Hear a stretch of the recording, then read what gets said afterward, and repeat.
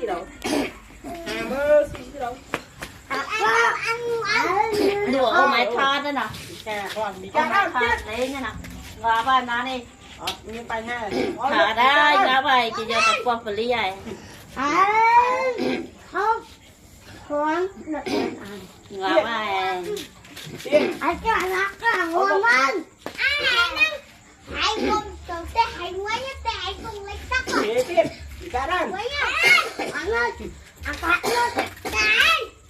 cắt lại mày ấy cái đấy bỏ đây chết tích tháng mình cần ăn cái đó mau ăn nữa mau gà đang con bây giờ ăn luôn kia nát xương nữa xương gì đó kia đó